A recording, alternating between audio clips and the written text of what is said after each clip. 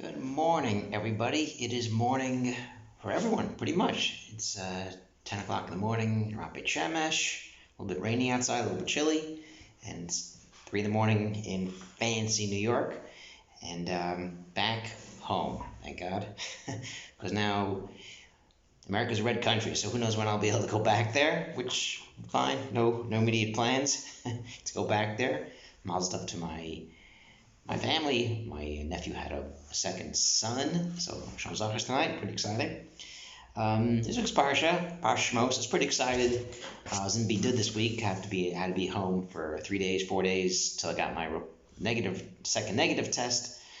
So opened up a Pri Tzaddik. It was Monday morning, and the introduction to Shemos is literally one of my favorite kliyakars. Top 10 probably. So we know one of the reasons, one of the few different reasons Bnei Yisrael are redeemed from Mitzrayim: same clothes, language, names. They change away from Arayos. Different reasons. But the one that always struck weird is names. Who cares? What's the big deal? What's the big deal?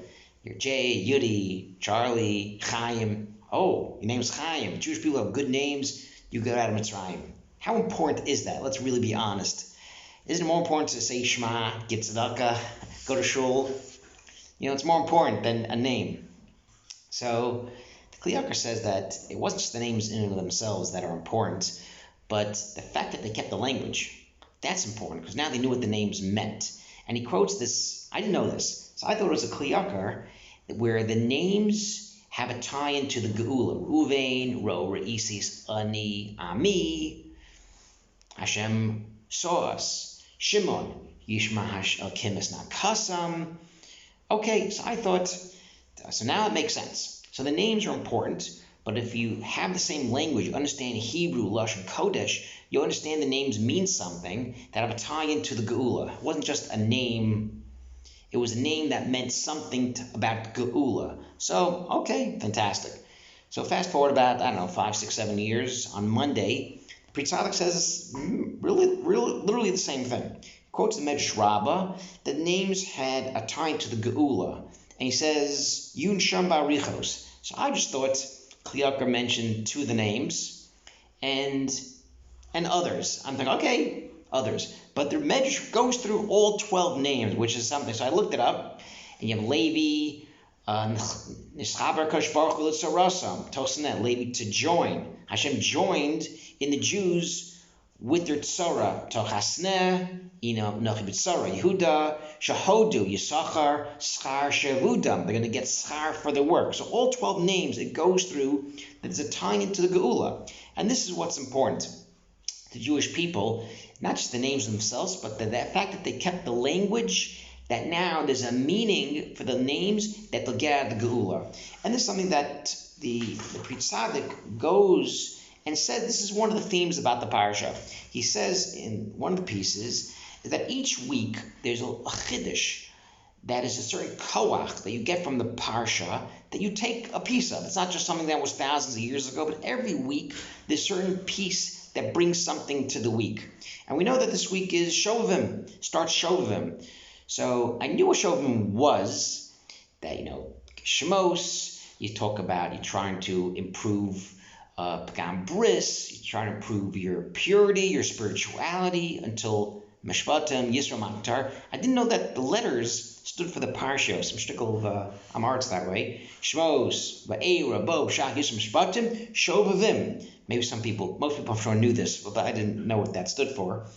And the theme of the Parsha, the Chiddush of the Parsha, to take out and bring into these times, is to really understand that Hashem will listen to us no matter where we are. It's a kasam who believe that the amount that a person cries to Hashem, it does not matter what the person's history is. It doesn't really matter where they're holding in their life. It's the kasam el Hashem. The Jewish people didn't know how Moshe is talking about Geula. How are we going to do this? They said to Moshe, how? We're not right for the Geula. They didn't believe that they'll ever be saved. We have nothing going for us. And Moshe has to tell them, Eyesh or Eyeh. It was, Hashem listened to the Avos, Hashem will listen because Hashem is going to bring it to Kriyas Yamsuf. You'll see Hashem, and the point is tzakasam, and Hashem will take you out. The point is tzara. The point is crying to Hashem. And the Pri Tzaddik says, what does that mean? If you don't have a machla, so Hashem is going to give you a refuah. If there's a refuah, there's no machla, there's no refuah.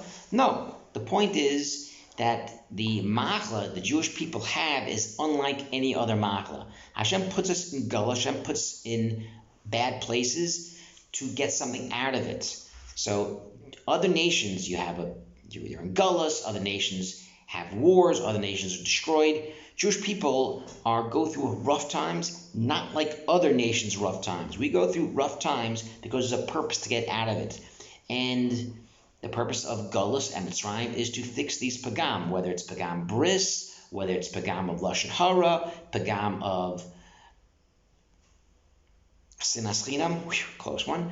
Whatever the pagam is we're supposed to work on, that's the purpose of Gullus. And that's the theme, quote unquote, the theme of Parsha Shemos, of these weeks, is that we have nothing. We really had nothing. We're in Gullus. We didn't have a lot of schusim, but there's hope to get out of it. The Jewish people left Mitzrayim, go to Yisrael. They were in Gullus Babel. They got out of Babel. They went back to Eretz Yisrael, and we're in Gullus now. And there's no reason to think that we'll never go back to Eretz Yisrael. We'll never go back to Mashiach. We'll have the Geula. No, that's the theme of this week's Parsha. You call out to Hashem, you cry to Hashem, and you work on yourself, you work on your tefillah, you work on your tshuva. Hashem will take us out and bring us to Eretz Yisrael and the Geula. Shabbat Shalom.